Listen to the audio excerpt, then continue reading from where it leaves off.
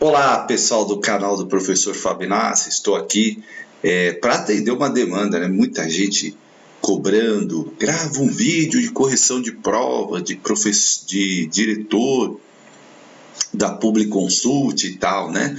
Teve aí concursos aí, né, da Publiconsult, mas eu vou gravar aí para ficar disponível aí para as pessoas. E eu peguei aqui uma prova de Guaratinguetá, né? Então, para comentar com vocês, serve aí para experiência, né? Quem quiser colaborar com o canal, tem aí o Já Valeu, tem as outras formas aí que a gente sempre deixa disponível, né, para vocês. E é sempre uma forma de estudar, você ver uma prova para você ir aí se preparando para os futuros concursos, né? A Publiconsult tem feito aí alguns concursos. Então, vendo essa prova de diretor, tá? De Guaratinguetá. Ela começa, eu vou começar pela legislação, né? Como sempre eu faço, não vou comentar aqui as questões de português, mas vou comentar aqui de legislação. Então vamos lá. A educação infantil será organizada de acordo com as seguintes regras comuns. E a banca, ela utiliza muito esse tipo de questão aqui, né? 3 afirmações, depois pergunta 1, 2, 1, 3, 2 e 3. É uma característica da banca. Então olha só, tem todas, né? 1, 2 e 3, eu sempre falo para olhar antes. Será oferecido em creches até 3 anos de idade e pré-escola dos 4 aos 5 anos. Carga horária mínima atual de 720 horas, distribuído por um mínimo de 180 dias. E avaliação mediante acompanhamento e registro e desenvolvimento das crianças, sem objetivo de promoção, mesmo para acesso ao ensino fundamental. Então, uma questão bem tranquila, baseada nos artigos 30 e 31 da LDB. E claro, né, gente, quando fala em creche e pré-escola, creche até 3 anos, pré-escola dos 4 aos 5 anos, perfeita, número 1, correta. Agora olha a número 2, gente, esse é o tipo de questão que não pode errar, né? Então, 720 horas? Não, né? 800 horas distribuída por um mínimo de 200 dias de trabalho educacional. Portanto, a gente já elimina a 2, eliminando a 2, ó, como ficou fácil, ó. Olha aí, só restou a letra B e a 3 está correta, né? Avaliação mediante o registro de desenvolvimento das crianças sem o objetivo de promoção, né? Então, educação infantil não tem o objetivo de promoção. Portanto, gabarito, letra B de bola, 1 e 3. Ó, questão tranquila, né? Você sabendo isso aqui, que é uma informação bastante básica, que eu sempre reforço nas aulas, você já resolveria a questão, certo?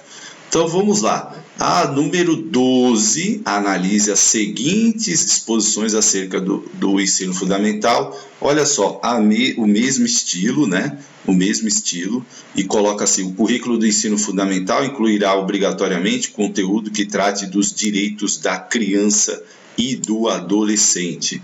O estudo dos símbolos nacionais será incluído como tema transversal nos currículos do ensino fundamental. E a jornada do ensino fundamental incluirá pelo menos 4 horas de trabalho efetivo em sala de aula, sendo progressivamente ampliado o período de permanência na escola, ressalvados os casos de ensino noturno e das formas alternativas autorizadas nessa lei. LDB, artigo 32 e 34, por que é importante você ver prova? Para você já ir fazendo revisão, por exemplo, da LDB, então você vai estudando. E aí, né? Tá correto isso? Não, vamos pensar. O currículo tem que obrigatoriamente incluir o Estatuto da Criança e do Adolescente? Sim, né? Sim, é um dos casos que realmente a palavra obrigatoriamente está corretíssima, e aí, correto.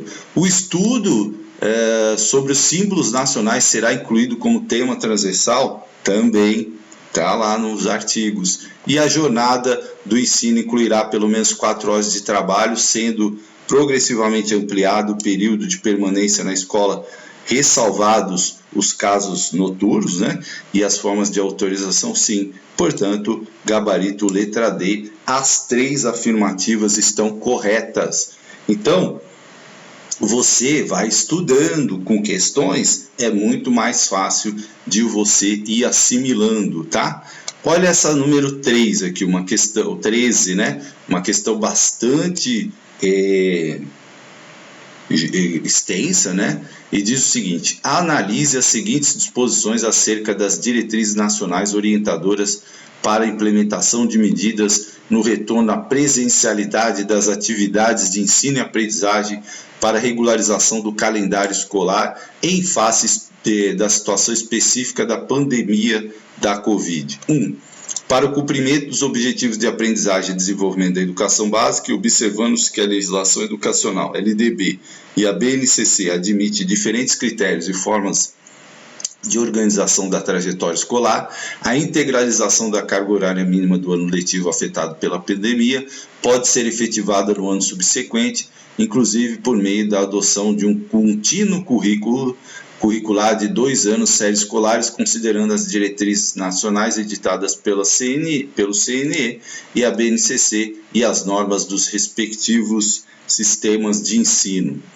O reordenamento curricular referente à complementação do ano letivo de 2020 no ano letivo seguinte pode ser reprogramado, aumentando-se os dias letivos e a carga horária de 2021, sendo vedada a extensão para 2022, de forma a cumprir de modo contínuo e articulado os objetivos de aprendizagem e desenvolvimento previstos no ano anterior, ao abrigo do caput do artigo 23 da LDB, que prevê a adoção de regimes diferenciados e flexíveis de organização curricular mediante diversas formas de organização, sempre que o interesse do processo de aprendizagem assim o recomendar, né? Então, eles pegaram aqui uma resolução A2 de 2021, né? Uma resolução recente aí, e perguntaram quais estão corretos os itens. É até uma questão difícil por ser uma resolução muito recente, então muitas pessoas podem não ter conhecimento, né? E aí pode ter complicado a vida de muita gente. Bom, mas vamos lá. A número 1, né, está correta, tá? Então, se a número 1 está correta, a gente já eliminaria a D e a B, porque não tem a 1, certo? Agora, a número 2 não está correta, não tem isso dessa forma, né, na resolução. Aí sendo vedada a extensão de forma a cumprir, né? Então, aumentando-se os dias letivos, então não tem essa questão, portanto, o gabarito letra A. Mas é uma questão que não cai sempre, né? Cai muito pouco essa. Por quê? Porque ela diz respeito a um fato que foi a pandemia, e provavelmente essa questão muito dificilmente ela vai se repetir aí nos próximos concursos. Por quê? Repetir, né, de um outro jeito, né? Por quê? Porque é um evento que passou, né? Então muito difícil essa questão aparecer, mas o gabarito é letra A, uma questão difícil, tá? Essa uma questão complicada porque trata de um tema novo. Além da 14, além da contribuição dos recursos constitucionalmente destinados ao Fundo de Manutenção e Desenvolvimento da Educação Básica e de Valorização dos Profissionais da Educação, Fundeb, efetuada pelos Estados, Distrito Federal e pelos municípios, a União complementará os recursos do fundo em percentual equivalente a, no mínimo, dos total daqueles recursos. Constituição Federal 212-A, inciso 5, é a parte nova do Fundeb, né, a nova lei do Fundeb. Então, muita gente ainda tem dúvida nessa questão, porque é um artigo também mais recente, que as pessoas ainda estão assimilando, né? Então, não tem tantas questões assim, embora já começou a aparecer um número maior de questões. E pergunta aqui aquilo que eu sempre falo, banca gosta de número, né?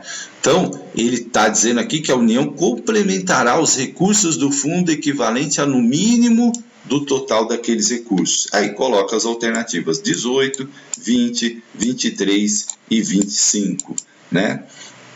E aí, claro, algumas alternativas para tentar te confundir, principalmente aqui a do 25%, para você lembrar, dos 25% dos municípios têm que gastar obrigatoriamente com educação, mas aqui diz do inciso 5 do 212A e que fala em 23%, letra C, tá? 23%. Então, guarda, né? É importante quando você estudar o 212A, você ir anotando os números para você ir se familiarizando com essas questões, né? Porque essa sim, vai cair muito, vai cair bastante, tá?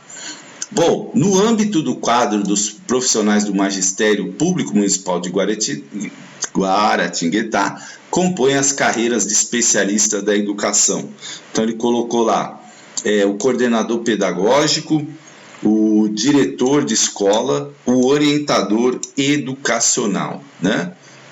Fonte Lei Municipal 4.055 do município de Guaratinguetá e artigo 3, inciso 2. De acordo com a norma referida, estão corretos os itens, né?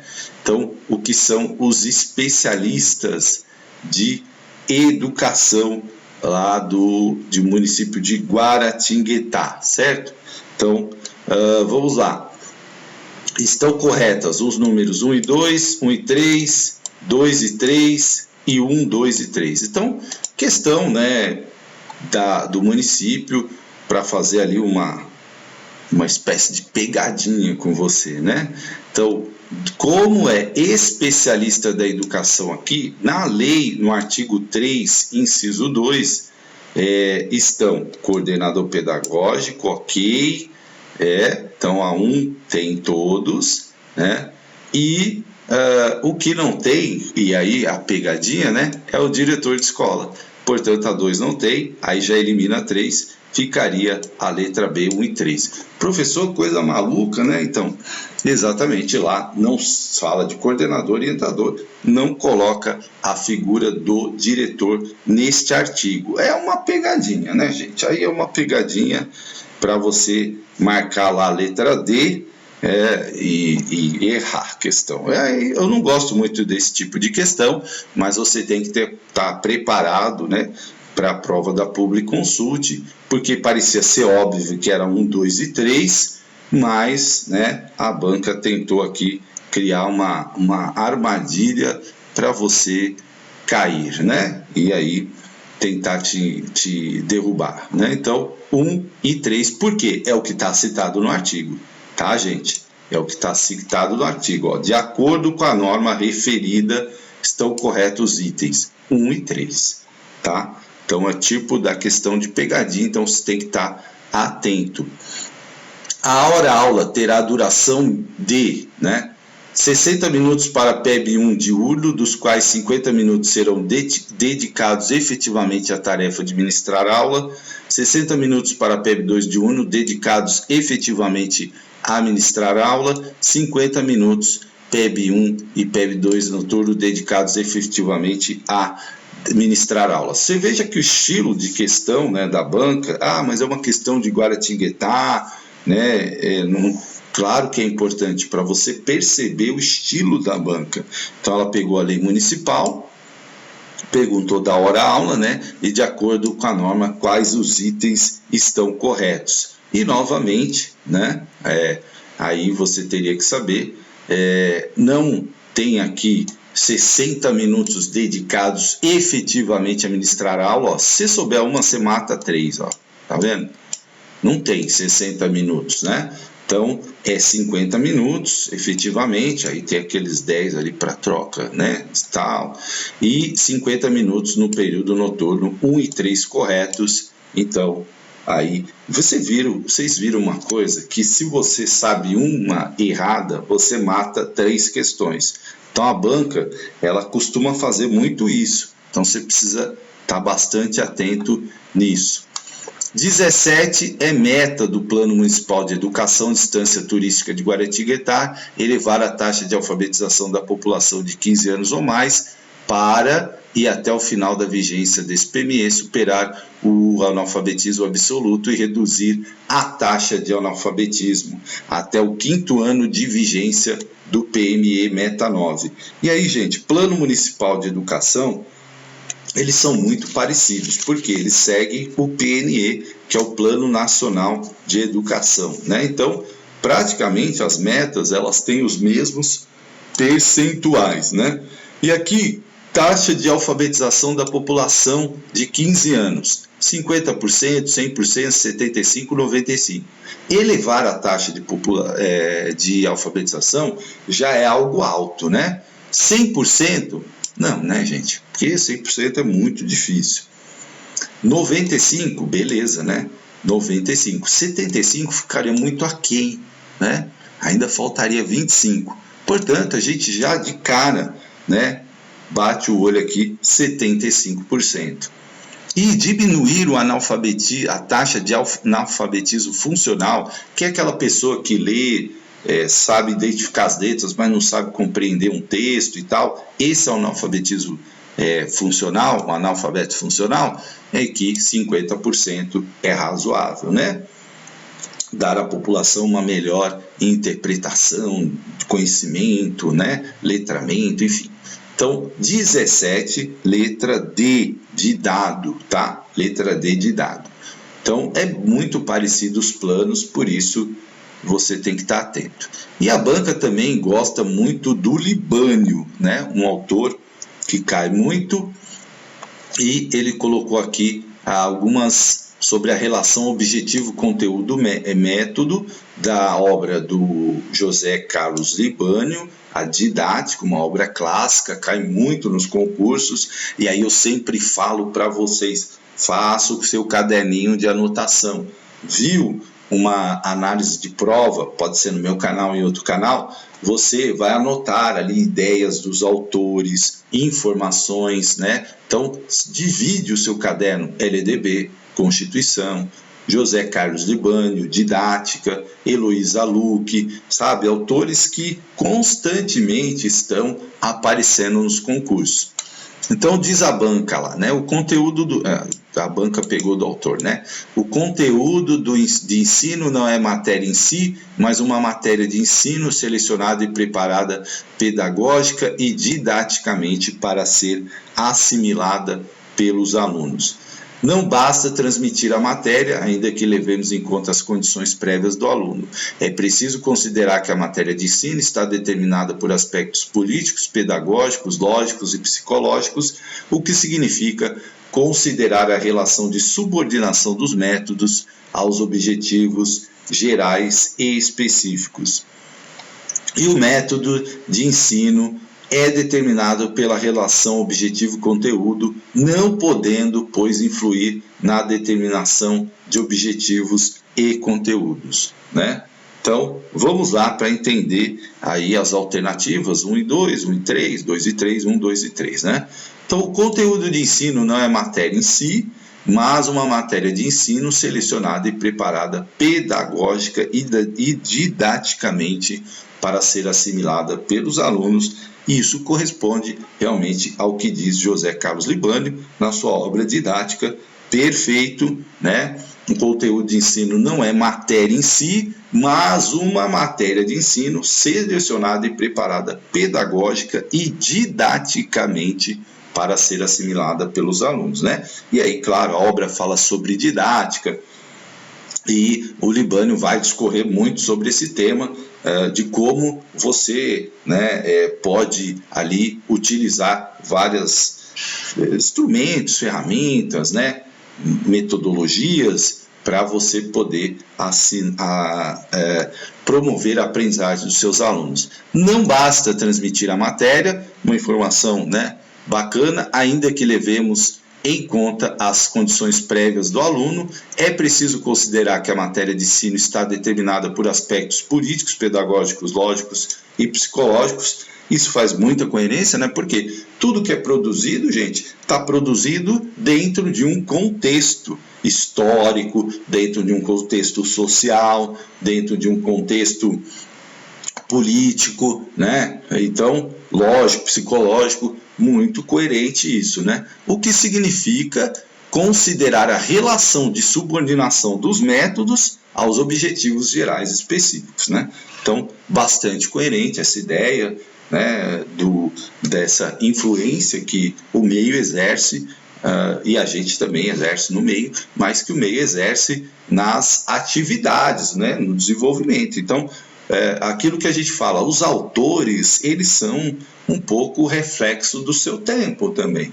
Então, por isso que eu sempre falo, você tem que entender o DNA dos autores, né? O DNA contemporâneo hoje, o pensamento, não o pensamento, claro que existem pensamentos divergentes, mas aqueles que são mais cobrados nos concursos públicos, porque senão muita gente me pergunta, como é que eu consigo estudar muitos autores, né, e assimilar isso? Você precisa entender o pensamento contemporâneo da educação e ver que a maioria desses autores tem relação com esse pensamento contemporâneo, né? Gestão democrática, respeito ao aluno, o aluno como uma figura central, né? As interações, a respeito à solidariedade, aos direitos humanos, a formação plena, palavras amplas, né? Então, sempre isso predomina, né, nos pensadores, tá? E o método de ensino é determinado pela relação objetivo-conteúdo, não podendo, pois, influir na determinação de objetivos e conteúdos. Ó, aqui restringiu, né? Não pode? Claro que pode. Então, a número 3 a gente elimina. Se a número 3 a gente elimina a B, a C e a D. Olha que coisa, né? Eliminando uma. Então, eu tenho a alternativa correta, letra A, de amor, tá? E claro que o método de ensino ele é determinado pela relação objetivo-conteúdo, ele não pode influir na determinação do objetivo-conteúdo, né? É contraditório, portanto a gente elimina. Vamos lá para número 19, também do Libânio, né? Sempre antes de ler uma questão, gente, olha quem escreveu, porque senão você começa a ler aqui, você não sabe nem quem, a ideia de quem, né? Então é importante você, antes de ler uma questão, saber quem, de que questão, de que autor é isso, para você já ir, né, pensando. Então, olha só, os princípios, né, e eu sempre falo que princípio cai bastante, básicos do ensino são aspectos gerais do processo de ensino que expressam fundamentos teóricos de orientação do trabalho docente. Nesse sentido, assinale o princípio básico do ensino que corresponde à seguinte disposição. Então, quando você pega a obra do Libânio, você tem que ver esses princípios, né? E aí uma sugestão, anota aí, né? Anota, faz o caderninho, escreve Libânio, princípio básico do ensino. Aí você vai descobrir um agora, depois você vai descobrir outro na questão número 20. A cientificidade e a sistematicidade devem ser compatíveis com as condições prévias com as quais os alunos se apresentam em relação à assimilação de novos conteúdos. Isso não significa simplificar ou diminuir o rigor do cumprimento dos programas, mas criar condições prévias de ensino de tal forma que, com base nas possibilidades reais do aluno, se possa exigir deles o máximo de aproveitamento escolar.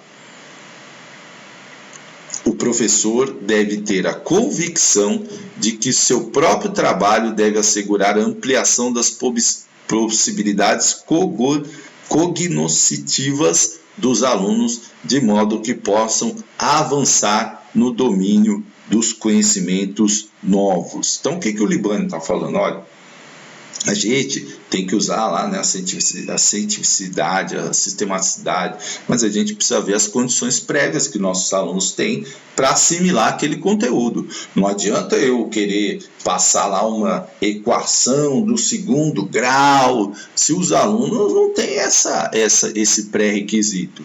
E isso não é, como ele diz, simplificar ou reduzir o cumprimento dos programas. Mas não adianta você querer fazer algo que não vai dar certo.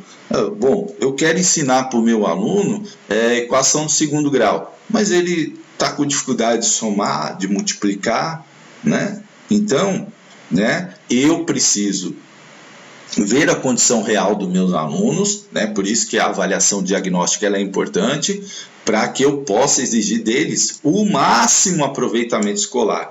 Então, muitas vezes, os professores ficam muito fechados nas suas caixinhas e nos programas. Tem que cumprir o 6º ano, o 7º ano. Mas você vai cumprir se o teu aluno não sabe, né?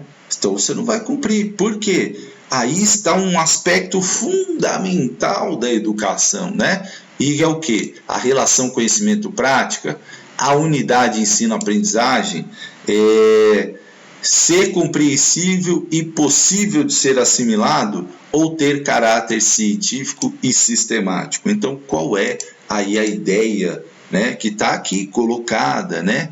Está colocada aqui, ó, tá? Qual que é esse princípio básico do ensino que está colocado aí, a ideia, né? Ser compreensível e possível de ser assimilado, né? Então está muito claro aí no texto. Não adianta eu fazer algo que o aluno não tem condição de assimilar. Então eu não estou exercendo ali a minha função corretamente, né? Então é importante que você tenha isso, né? Porque você prepare ali, primeiro identifique o que o aluno sabe e a partir dali você começa a exigir o máximo dele do aproveitamento escolar dentro daquilo, né, que você precisa ampliar as possibilidades dele, mas que modo que ele possa avançar, mas você não vai avançar dando uma coisa para ele que ele não tem a mínima ideia ou que ele não tem a condição prévia de realizar, né? Então 19, letra C. 20, ainda em relação, com os princípios básicos do ensino, qual alternativa corresponde à seguinte disposição? Quando o professor aplica métodos ativos de ensino, solução de problemas, pesquisa, estudo dirigido, manipulação de objetos, deve ter a clareza de que somente são válidos se estimulam a atividade mental dos alunos, em vez de adotar a máxima aprender fazendo. Deve adotar a outra, aprender pensando naquilo que faz, né? Então, qual é esse princípio básico? É assegurar a relação conhecimento-prática, assentar-se na unidade de ensino-aprendizagem, ser compreensível e possível de ser assimilado e ter caráter científico e sistemático. Né? Aí você tem que entender a banca que ela gosta de fazer essas sequências, né? Gosta muito de princípio e tal, mas olha aqui que dica, né? A C você já elimina, né, gente? Porque você acabou de ver a C, então a C você já elimina. Claro, se você não soubesse a C, você ia ter dificuldade aqui, né? Ou a 19, que era a letra C. Mas se você conseguiu entender o que o Libânio disse ali, você já eliminaria aqui, certo? E quando ele fala aqui, de estimular a atividade mental, em vez de adotar a máxima aprender fazendo, ou seja, não, eles vão aprender fazendo, é aprender pensando naquilo que faz. Isso é importante. E aí, isso está assentado em quê? Na unidade ensino-aprendizagem, né? Então aqui, gabarito, letra B, né? Aprender pensando naquilo que faz. Eu sempre falo isso para os alunos de concurso. Não adianta você pegar uma lei, pegar um autor e ficar ali decorando. Não, você tem que entender o autor. Você tem que pensar naquilo que você está fazendo. É a mesma coisa quando você está corrigindo uma prova. Você está pensando naquilo que você fez, como que você errou, o que você pode melhorar. E isso é a unidade ensino-aprendizagem, segundo o Libânio, gabarito, letra B de bola, né? Vamos aqui para Adélia Lerner. Antes de ler o texto, procure saber qual é o autor, né? E a banca te dá o autor. Então, vamos lá para Adélia Lerner, né? Número 21. Manejar com flexibilidade a duração de situações didáticas e tornar possível a retomada dos próprios conteúdos em diferentes oportunidades são tarefas necessárias de gestão do tempo, apresentação dos conteúdos e organização das atividades. Criar essas condições requer pôr em ação diferentes modalidades organizativas, projetos, atividades habituais, sequências de situações e atividades independentes. Nesse sentido, analise a modalidade organizativa de ensino, leitura e escrita, que corresponde à seguinte disposição. Além de oferecer contextos nos quais a leitura ganha sentido e aparece como uma atividade complexa, cujos diversos aspectos se articulam ao se orientar para a realização de um propósito, permite uma organização muito flexível do tempo. Segundo o objetivo que persiga, pode ocupar somente uns dias ou se desenvolver ao longo de vários meses, né? Então, vamos ver aqui, né, a questão da Adélia Lerner, uma autora, né, muito requisitada aí nos concursos. O que isso tem a ver, né? Qual a disposição? Isso é de projeto, atividades habituais, sequência de atividades ou situações independentes, né? Então, olha só, oferecer contextos, né, no quais a leitura ganha sentido. Isso é muito importante na ideia da Adélia Lerner, né? O contexto, uma leitura que tenha sentido. Aparece como uma atividade complexa. Se é complexa, habitual não deve ser, né? É complexa, né? Cujos diversos aspectos se articulam e se orientam para a realização de um propósito. Será que é uma situação independente? Não, se tem um propósito, né, provavelmente não é uma situação independente. Mas eu estou na sequência de atividades e projetos. Permitem uma organização muito flexível do tempo. Se é flexível, talvez sequência de atividades não seja a correta. Segundo o objetivo que se persiga e pode ocupar somente um dia ou se desenvolver ao longo de vários meses. Portanto, fechamos aqui, né, nos projetos, certo? Então, isso que a Adélia Lerner está falando é o trabalho desenvolvido ali através dos projetos. Olha só, né, uma atividade complexa, diversos aspectos se articulam, orientam para a realização de um propósito, né? O projeto tem um propósito, né? Tem um objetivo, tem uma flexibilidade também, pode ser de alguns dias, de meses, né? Não tem não é como um ano letivo, né, que tem 200 dias, né, ele pode, né, então é realmente projetos, né. Parece ser absolutamente, vamos ver quem escreve, Celso Antunes, Celso Antunes, parece ser absolutamente impossível estimular e desenvolver nos alunos as competências sem uma mudança por parte dos professores em sua posição frente à classe, em sua sala de aula. Nesse sentido, assinale dentre as competências que se pretendem dos professores, que se coaduna, né, aquela que se coaduna com a seguinte disposição. Então, é competência dos professores, tá? Calma lá, não vai pensar que é competência do aluno, hein? É possível pensarmos em um meio termo entre o ensino frontal e padronizado e, portanto, ineficaz na maior parte das vezes, e um ensino onde as aulas se organizem de forma diferente do usual, criando novos espaços de formação e de avaliação, de modo que cada aluno vivencie, tanto quanto possível, situações ótimas de aprendizagem. Para tal, pode-se ampliar a gestão da classe, visando trabalhar a heterogeneidade, fornecer apoio integrado e desenvolver a cooperação entre os alunos, né? Então, qual é a competência que o professor Celso Antunes espera dos professores, né? Organizar e dirigir situações de aprendizagem, administrar a progressão das aprendizagens, envolver os alunos na aprendizagem, portanto, na sua reestruturação de compreensão do mundo e conceber e fazer evoluir os dispositivos de diferenciação, né? Então, vamos ler lá. É possível pensarmos um meio termo, então, né? Ele está falando daquele ensino frontal e padronizado, que não é o esperado, né?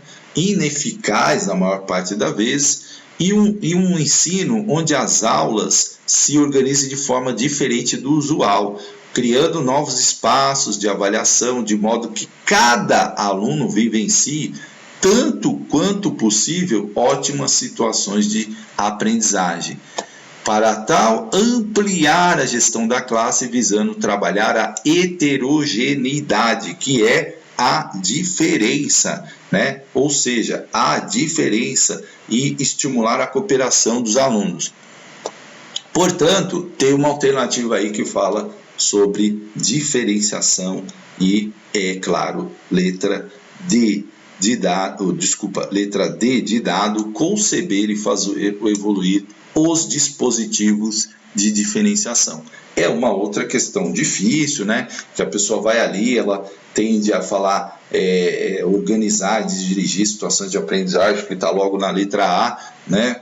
Então, mas veja que o texto fala de trabalhar diferente, de trabalhar a heterogeneidade, que é a diferença, e aí você tem lá conceber e fazer evoluir os dispositivos de diferenciação, ou seja, o trabalho ali de forma diferenciada com os alunos, né?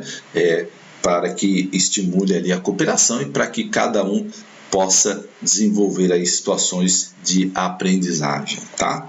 23, né? 23, vamos lá. Lucchesi, já está aqui na cara do gol, certo? Também um autor clássico de avaliação, muito citado aí nos concursos. Define os resultados e os meios a serem atingidos. Constrói os resultados e serve de instrumentos de verificação dos resultados que estão sendo obtidos, assim como para fundamentar decisões que devam ser tomadas para que os resultados sejam construídos. Assinale a alternativa que completa corretamente na sequência correta as lacunas. Então, vamos lá, né? É um texto do Lucchesi. Será a metodologia define os resultados e os meios? Vamos pensar, né? Será o planejamento? E planejamento aparece duas vezes aqui, ó, e metodologia também. Vamos ver. Define os resultados e os meios a serem atingidos. A segunda, a avaliação constrói os resultados, a execução constrói os resultados, o método de ensino constrói os resultados e o método de ensino constrói os resultados. E na terceira, fala de avaliação e serve de instrumento de verificação dos resultados que estão sendo obtidos. Opa, aí eu acho que não cabe planejamento, é avaliação mesmo, né? Então a gente eliminaria a letra A. Já fico só com 3, né? Já melhorou minha vida aqui, né? Então já a última, a avaliação serve de instrumento de verificação do resultado obtido, né? Assim como para fundamentar. Então fechamos que é a avaliação. Portanto, já eliminamos pelo menos uma, a letra A já caiu. Aí vamos avaliar aqui, né? O planejamento define os resultados e os meios a serem atingidos. Parece ser ok também, né? Eu acho que não é metodologia, né? Que a metodologia é o modo, né? Num planejamento, sim, ele vai buscar ali planejar, né? Buscar os resultados, as metas a serem atingidas, né? Então, parece que é planejamento, vamos eliminar metodologia. Agora estamos entre B e C, né? Estamos entre B e C. Constrói os resultados. O método de ensino constrói os resultados ou a execução constrói os resultados? E aí? Agora, né, você tem duas alternativas e realmente é letra B de bola. A execução constrói os resultados, né? Executar, e como você acaba ali desenvolvendo os resultados e a avaliação que vai medir, né? Verificar. Medir é ruim, né? Palavra ruim. Verificar os resultados, certo? Portanto, a 23, letra A. Também é uma questão difícil, né? Porque ali é uma questão que você tem que ficar ali lembrando o que o Lucchesi, botando ali completa, né? Eu acho essa uma questão é difícil, né? Porque pode te induzir a erro aí no método, você ficar pensando, método, poxa, método, né? Então pode levar você ao erro, tá? 24, inclusão. Quem está falando de inclusão? Maria Tereza Egler Mantuan, um clássico da inclusão. Rosângela Prieto, Valéria Amorim. Então vamos lá, né? Analise as assertivas a respeito da questão da igualdade e diferenças no processo de inclusão escolar. A inclusão escolar está articulada a movimentos sociais mais amplos que exigem maior igualdade e mecanismos mais equitativos de acesso aos bens e serviços, ligados às sociedades democráticas que estão pautadas no mérito individual e na igualdade de oportunidades. A inclusão propõe a desigualdade de tratamento como forma de retribuir uma igualdade que foi rompida por formas segregadoras de ensino especial e regular, né? Profundo aí, vamos tentar entender isso. Fazer valer o direito à educação para todos não se limita a cumprir o que está na lei e aplicá-la sumariamente às situações discriminadoras.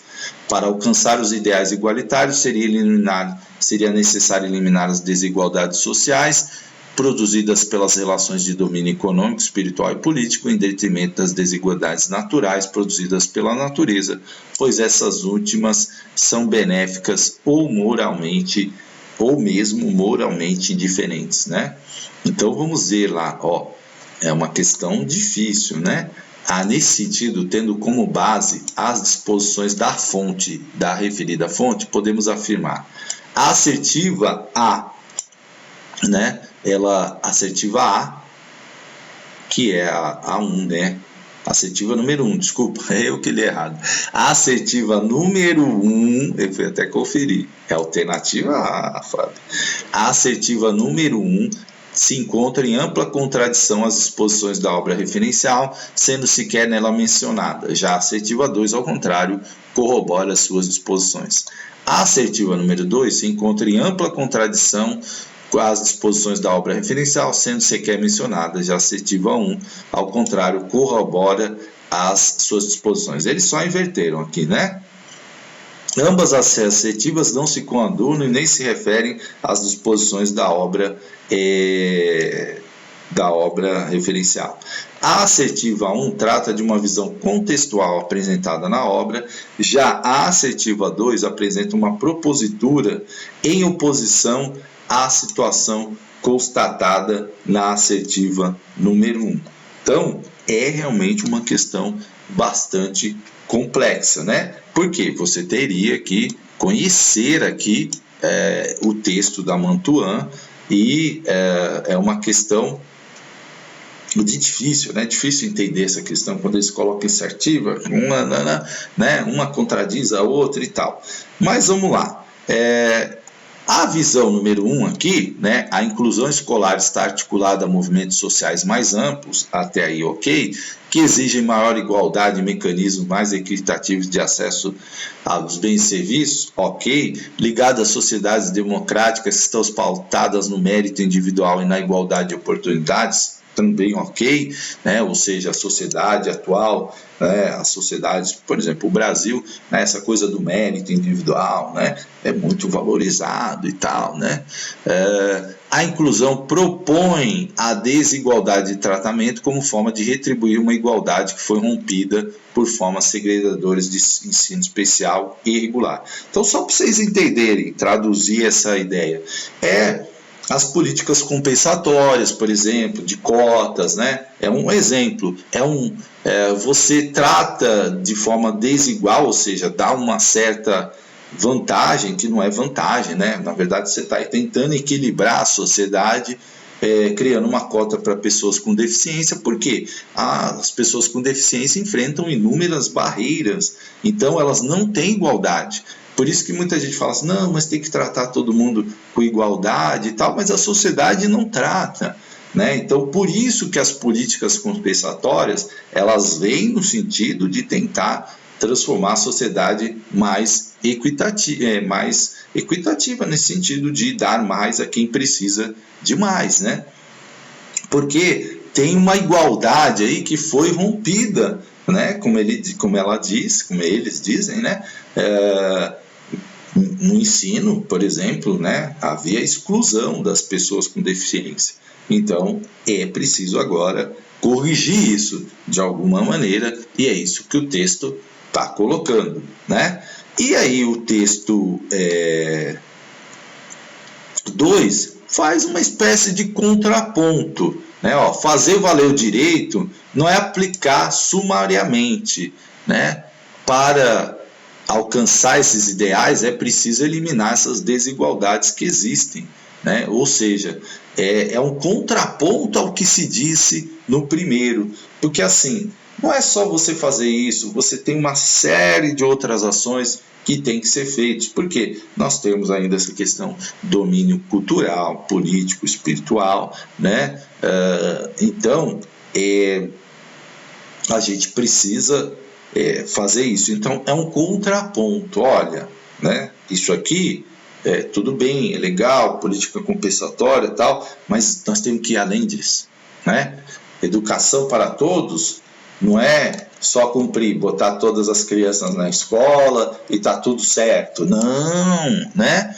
Aí ele fala, para alcançar seria necessário eliminar as desigualdades. Portanto, né, é letra D, né? É a letra D, né? A própria obra ali fazendo uma reflexão sobre essa situação pretendida lá pelos movimentos e tal, mas que é muito mais profundo do que aquilo que está colocado na assertiva 1, né? Ali é uma contextualização da situação e depois uma visão ali mais profunda do que é preciso ser feito, né? É uma questão difícil, tá? Uma questão difícil, 24, letra D, né? Uma questão que exige aí você pensar bastante sobre o assunto. 25. De acordo com Piaget, teorias psicogenéticas em discussão ao discorrer sobre o jogo de regras, a evolução da prática e da consciência da regra pode ser dividida em 3 etapas. Assinale a etapa que corresponde à seguinte definição. Então, Banca também gosta dessas etapas, né, do Piaget, aí você precisa dar uma olhada. As crianças jogam seguindo as regras com esmero. O respeito pelas regras é compreendido como decorrente de mútuos acordos entre os jogadores, cada um concebendo a si próprio como possível legislador, ou seja, criador de novas regras que serão submetidas à apreciação e aceitação dos outros, né? Então isso é o quê? É anomia, é autonomia, é heteronomia, é sincretismo. E aí, se você conhece, né, a obra do Piaget, aqui essa não é uma questão tão difícil, né? Aqui nós estamos falando de autonomia, né? Nada a ver anomia, né? Heteronomia, não. Estamos falando de autonomia, que as crianças jogam as regras seguindo com esmero, o respeito pelas regras é compreendido por todos, né? As crianças assumem ali o papel, pode mudar uma regra e submeter aos outros, enfim. Então isso é autonomia, uma questão que exige o conhecimento aí de pontos básicos da obra de Jean Piaget, né? 26, a participação, conhecimentos específicos, né? A participação, vamos ver quem escreve, Heloísa Luque, né? Gestão participativa na escola, uma autora que caiu demais nessa prova, né? A participação tem sido exercida sob inúmeras formas e nuances no contexto escolar. Desta participação como manifestação de vontades individualistas, alguma vez camufladas, até a expressão efetiva de compromisso social e organizacional, traduzida em ações concretas e objetivas voltadas para a realização conjunta de objetivos. Assim é que se pode observar em diferentes contextos a prática diferenciada da participação por sua abrangência e seu poder de influência. Nesse sentido, assinale qual das formas de participação corresponde ao seguinte enunciado, né? Então, a participação, qual é a forma, né, de participação que a autora menciona aí? Essa prática tem sido muito mais associada à preocupação com a solução de problemas definidos anteriormente pelo dirigente da escola e sobre quais os demais membros da comunidade escolar deixam de ser envolvidos na análise de seus significados e desdobramentos. Identifica-se que a prática participativa na tomada de decisões em vários estabelecimentos de ensino tem gerado uma situação de falsa democracia, pelo qual tudo se decide em reuniões com o corpo docente ou não se decide pela falta de espaço para realizar reuniões, até sem considerar a relevância da questão para a realização do projeto político-pedagógico da escola. Aí, as alternativas, né? Letra A, participação como tomada de decisão, participação como representação, participação como expressão verbal e discussão de ideias e participação como engajamento, né? Então, qual é esse estilo aqui, ó, né? A preocupação de solução de problemas definidos anteriormente pelo dirigente da escola. Olha isso aqui, ó, né? Então, o dirigente vai lá, o diretor já define quais são os problemas, né? E submete aos membros, né? Quando submete aos membros da escola.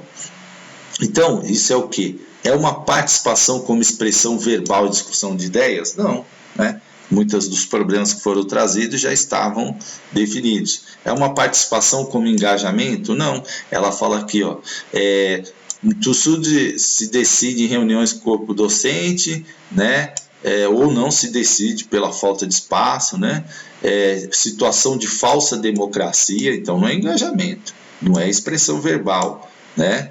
E também não é representação aqui, é participação como tomada de decisão. Vai lá apenas para decidir, né? 26, letra A, anota aí que é uma questão importante, tá? 27, ainda com relação às formas de participação no contexto escolar, qual alternativa corresponde ao seguinte enunciado? De novo, Heloísa Luque, né? Representa o nível mais pleno de participação. Sua prática envolve o estar presente, o expressar o pensamento, o analisar de forma interativa as situações, tomar decisões sobre encaminhamento das questões com base em análises compartilhadas, envolver-se de forma comprometida no encaminhamento das ações necessárias e adequadas para a efetivação das decisões tomadas. Então a gente já eliminaria A, né, porque a gente já viu que a anterior é tomar decisão. Se é o mais pleno, né, de participação, se você tem aqui, ó, envolver-se, tá? De forma comprometida, isso leva o quê? A engajamento, né, gente? Aí, letra D, né? Envolvimento, engajamento, né? Então, 27, letra D. Eram questões que exigem você entender Heloísa Luque, o que ela define ali com participação, e se você não tem essa informação, é importante você anotar, né, aí para você não errar mais. A Heloísa Luque cai demais nos concursos, né? 28. A concessão de níveis de autonomia às escolas levanta a questão, vamos ver de quem está falando aqui, Naura Ferreira, né, Gestão Democrática na Educação. A concessão de níveis superiores de autonomia às escolas levanta a questão de saber que órgãos de gestão vão exercer as competências transferidas. Para tal, ocorrem alguns princípios que devem obedecer à gestão das escolas, no quadro de um claro reforço de sua autonomia. Nesse sentido, assinale o princípio qual corresponde à disposição. Então, gente, daí vale a minha dica de novo para quando você está estudando uma bibliografia muito extensa, muitos autores, né? E se você vai fazer prova da Public Consult ou até de outras bancas, princípios são muito cobrados, etapas, né? São coisas que você deve assimilar. Então, muita gente pergunta, como você conseguiu passar, muitas vezes em primeiro lugar. Eu sempre explico, gente, é foco, você sabe, ó, eu não preciso ver tudo, eu preciso pegar as principais ideias, os princípios, né? Se eu consigo estudar tudo, ótimo, né? Se eu tenho bastante tempo, ótimo. Mas se eu não tenho, eu tenho que fazer, né? Citando Mário Sérgio Cortella, fazer o melhor dentro das condições que eu tenho. Se eu não tenho muito tempo, eu tenho que ser focado, né? Tenho que pegar ali os autores, meus resumos e desenvolver dessa maneira. No quadro do ensino público, a transferência de competências de órgão de administração central e regional para órgão de gestão das escolas faz-se segundo 3 lógicas complementares: a da descentralização, a da desconcentração e a do profissionalismo docente. Do ponto de vista formal, o ordenamento jurídico deve salvaguardar a coexistência de 3 tipos de órgão: órgãos de participação comunitária, órgãos técnicos de gestão e órgãos técnicos pedagógicos, né? Qual princípio corresponde a isso, né? Então, de autonomia das escolas e tal. É a participação, é a legitimidade, é a qualificação, é a flexibilidade. Qual o princípio que nós estamos falando aqui, né? Se a gente está falando aqui de participação de 3 tipos de órgão, ó, comunitária, técnico e técnico pedagógico, né? O que nós estamos falando aqui? Só de participação? Não. Estamos falando do princípio da participação? Não. Mas a banca colocou aqui para você poder errar, né? Nós estamos falando do princípio da legitimidade, né? Legitimar, né? Essa autonomia, essa participação. Portanto, letra B. Era uma questão que muita gente marcou letra A, né? Muita gente foi na A, mas o gabarito letra B, tá? Ainda com relação aos princípios a serem observados em direção ao reforço da autonomia, qual alternativa corresponde à seguinte disposição? Novamente aí, né, uma questão da Naura Ferreira e novamente falando de princípios. A construção da autonomia enquanto mudança organizacional exige que seus membros aumentem o seu conhecimento sobre seus modos de funcionamento e sobre as regras e estrutura que governam. Esta aprendizagem organizacional da e pela organização constitui o instrumento necessário para que os autores de uma organização conheçam seu próprio campo de autonomia e o modo de como está estruturado condições para fazer as autonomias individuais e coletivas. E aí, gente, quais são esses princípios aí, né? Então, a gente está falando aqui, ó, exige que aumente o conhecimento. Aumentar o conhecimento é participação, é legitimação? Não, é qualificação, né? Essa ficou até tranquilo. 29, letra C, de casa. Vamos para número 30, da Heloísa Luque, né? Concepções e processo democrático de gestão educacional. Então, você já aprendeu que quando você fizer prova, você vai olhar a primeira autora, né? Para depois ler o texto, porque aí você já lê o texto e já vai, sua mente já vai falando, opa, é Heloísa Luque, é Paulo Freire, Celso Vasconcelos, né? Sua mente já vai localizando os autores, é Mário Sérgio Cortella. Mesmo com boas intenções, podemos contribuir para o cerceamento da prática autônoma e responsabilidade assumida. É importante que tenhamos consciência dessa possibilidade, evitando a adoção de alguma atitude reativa. Essas possibilidades estão relacionadas a algumas práticas e atitudes que podem ser evitadas na medida em que se tenha consciência delas. Nesse sentido, assinale quais das atitudes cerceiam as práticas autônomas correspondente à seguinte definição. Corresponde a uma ação centralizada em pessoas e não ideias e na competência de implantá-las. Centralizado em uma pessoa, gente, é burocratização, é individualismo, é medo de perda de controle ou é autoritarismo? O que vocês acham, né? Centralizado em pessoas e não em ideias, né? Então nós estamos falando de autoritarismo, né? Número 30, autoritarismo, tá? Então, veja só que é uma questão aí da Heloísa Luque, né? Deixa eu só ver uma coisa aqui. É uma questão da Heloísa Luque, importante aí você lembrar disso. Ainda que com relações às atitudes que cerceiam as práticas autônomas, qual alternativa corresponde à seguinte disposição? De novo, Heloísa Luque. Com o poder se assenta sobre a capacidade de fazer, ao se possibilitar aumento da capacidade de alguém de fazer e ao assumir responsabilidade por orientar, estimular esse processo em decorrência, necessariamente aumentar o poder de todos, né? Isso é o que? É autoritarismo, medo de perder o controle, né? Individualismo ou burocratização. Olha só.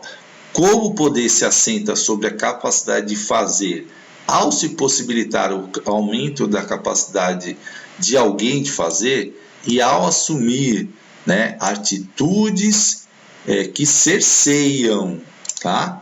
Importante você ter isso, ó, tá até em letra maiúscula. Cerceiam as práticas autônomas, né? Assumir responsabilidade por orientar e estimular. O que é isso? É autoritarismo? A gente já viu que não. É individualismo? A gente já viu também não. Nem burocratização. É o medo de perda de poder e controle que cerceia as práticas autônomas, tá? Então, letra B de bola. 32.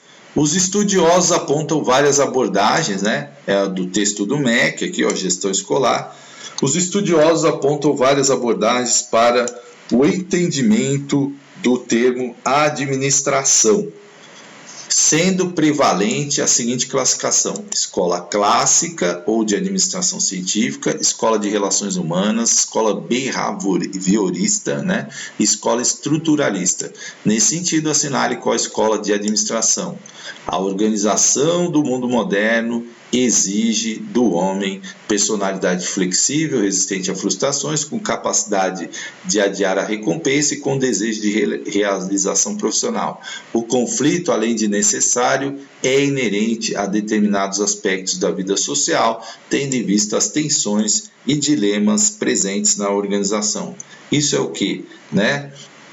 É uma escola clássica ou de administração, é uma escola de relações humanas, é uma escola behaviorista ou é uma escola estruturalista?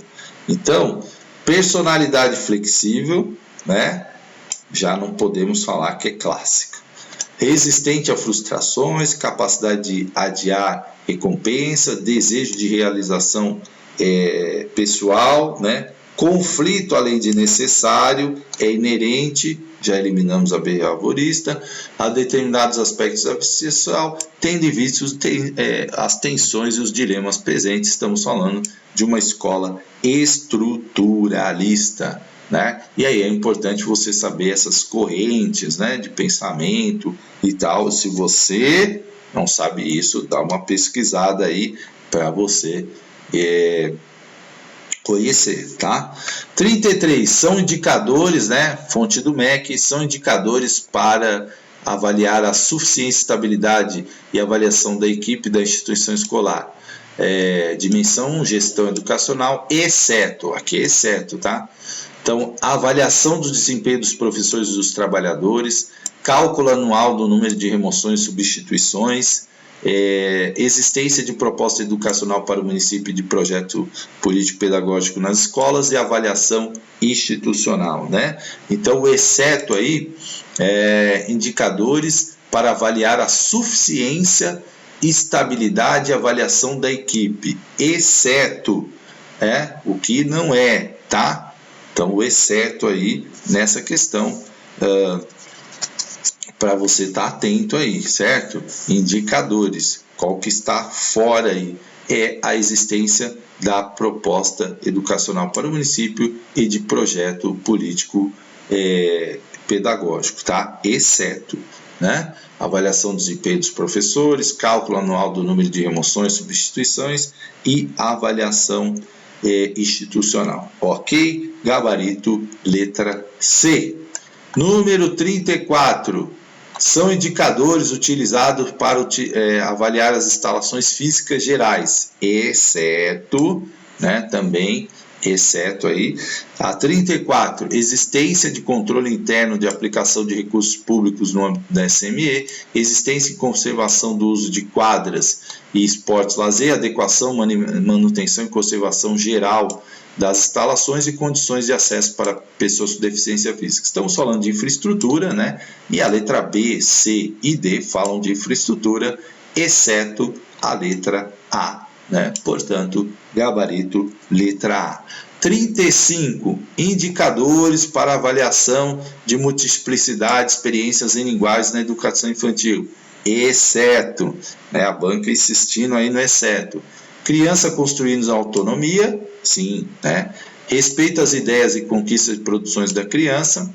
Crianças tendo experiências agradáveis, variadas e estimulantes com a linguagem oral e escrita. Crianças relacionando-se com o ambiente natural e social, né? Então, multiplicidade de experiências e linguagens, né?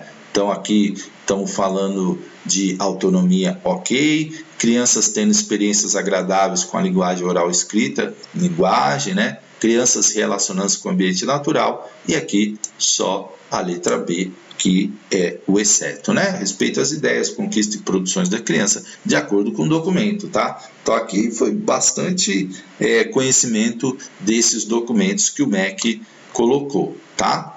33. São perguntas inerentes à avaliação do indicador respeito ao outro, da dimensão ambiente educativo, né? Aquela velha questão da banca 1, 2 e 3 aqui, né? Então, pais e alunos que chegam para fazer a matrícula, pedir informações ou saber sobre seus filhos são atendidos com atenção e respeito? Né? Perguntas com relação ao respeito ao outro. A escola promove festas com a participação de pais, alunos e funcionários? As regras de convivência da escola são claras, conhecidas e respeitadas por toda a comunidade escolar? De acordo com a referida fonte, há indicadores de qualidade na educação, né? Então, qual é a fonte? Essa. E aí tem que responder. Não é responder o que você... eu acho que promover festa é legal, né? Mas é uma forma de respeitar o outro. Você pode até achar, mas o documento diz o seguinte, que a primeira está ok, né? Pais e alunos que chegam a fazer são atendidos com atenção e respeito, né? Então, perguntas inerentes, essa, ok, tá? As regras de convivência são claras, isso não, e a escola não, portanto, o gabarito letra A, de acordo com o documento, né?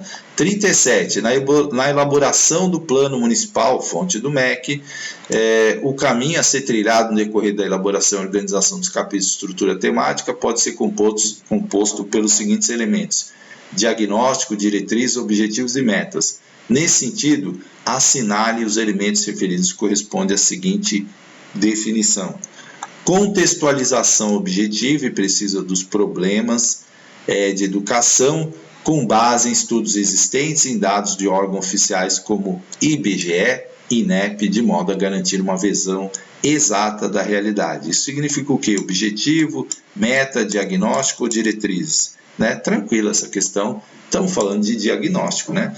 Contextualizar, ver aí os estudos, os dados, né? A gente está levantando informações para falar do nosso plano, e isso é diagnóstico, tá? A 38, fonte do MEC, é a relação de matrícula na faixa etária adequada, etapa de ensino, à população de faixa dessa idade. Mostra se o município está atendendo a população em idade adequada e etapa correspondente. Essa taxa deve ser calculada com base nas projeções da população do IBGE, né? Então isso é taxa de escolarização bruta, taxa de escolarização líquida, taxa bruta de frequência escolar ou taxa de evasão escolar. E aqui estamos falando, né, da taxa de escolarização líquida, né, com base na matrícula na faixa etária e se o município está atendendo a população, né? Então não é a bruta, porque a bruta seria aquela que não é atendida, né? Então nós estamos falando da líquida, aquela que de fato, diante de X população é atendida, né? É como o seu salário líquido. O seu salário é X, mas você não recebe aquilo, você tem os descontos, né? Aí vem o salário líquido.